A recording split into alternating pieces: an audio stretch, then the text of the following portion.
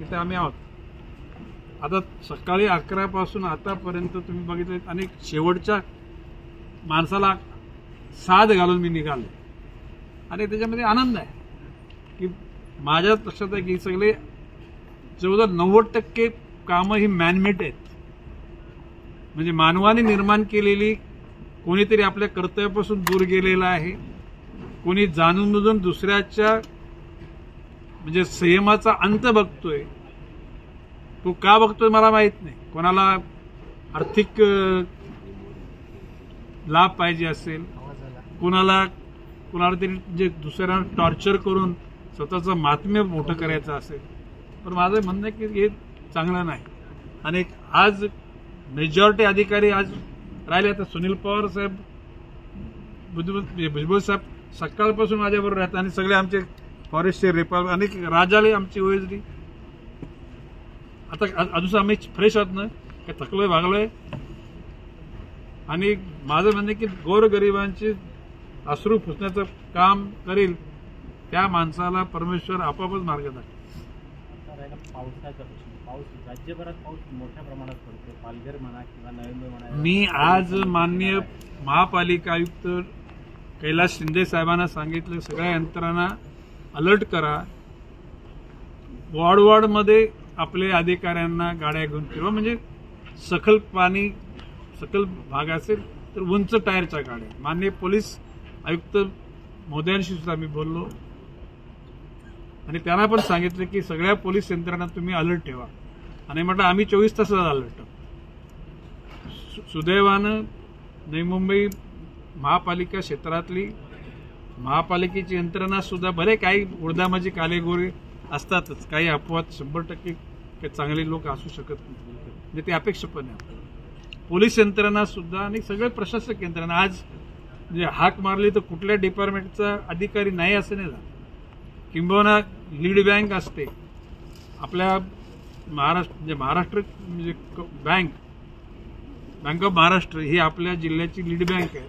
आणि पुढच्या वेळेला ते म्हणजे लोकांना कर्ज घेतले रिक्षा करता, टेम्पो करता किंवा मुलाच्या शिक्षणाकरता आणि ते नाही फेडू शकते, रिस्ट्रक्चर करणं किंवा काही लोकांना लोन मिळवून देण्यासाठी प्रयत्न करणं. आणि अधिकारी वर्गाने आज टेलिफोनवर सुद्धा बऱ्याचशा म्हणजे दूरदूरच्या म्हणजे साताऱ्याला, कोल्हापूरला, रायगडमध्ये, पालघरमध्ये फोनवर बोललो सुद्धा. त्या सगळ्या अधिकाऱ्यांनी सकारात्मक त्या ठिकाणी रिस्पॉन्स दिला. आणि शेवटी एकमेका सहाय्य करू अवघे धरू सुपंथ.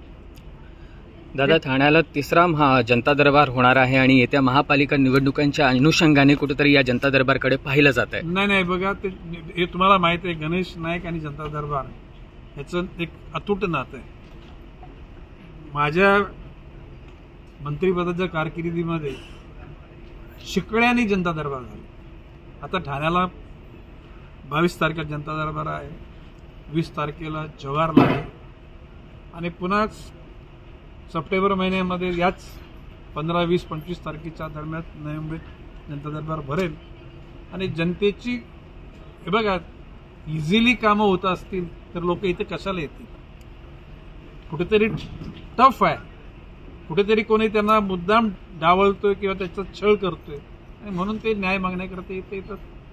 आणि सुदैवानं पालघर जिल्ह्यामध्ये 88.100 केसपैकी 88% लोकांची कामं झाली. आता राहिलेली काही म्हणजे आपसामध्ये वादविवाद, भावबंदामध्ये अशा प्रकारच्या काही केसेस राहिल्यात. आणि मी सांगतो की पालघरची यंत्रणा सुद्धा अतिशय सुंदर आहे.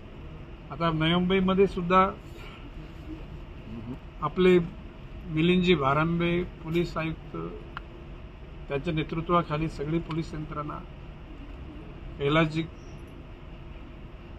शिंदे यांच्या नेतृत्वाखाली महापालिका यंत्रणा. आता सकाळपासून म्हणजे 11 म्हणजे मी तर 11ला आलो, पण हे घटक अर्धा तास 15 मिनिटं तर अगोदरच आले असते.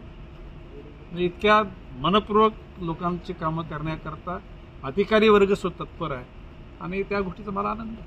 दादा, आज एवढा मुसळधार पाऊस होता, मात्र नागरिक त्यांच्या समस्या घेऊन आपल्यापर्यंत कशाची प्रमाणात पोहोचलेली आहे त्याचा अपेक्षेने याला कसं बघताय? नाही, भावाशी आहे की आता देवाच्या मंदिरात इच्छा असून सुद्धा लोकांना द्यायला कधी कधी वेळ मिळत नाही.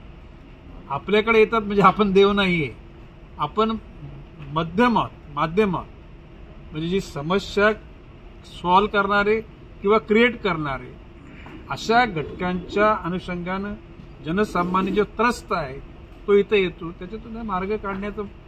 आता काही लोक तर ऐकलं आम्ही आणि आलो, कोणीतरी आम्हाला सुचवलं म्हणून आलो असं लोक बोलले.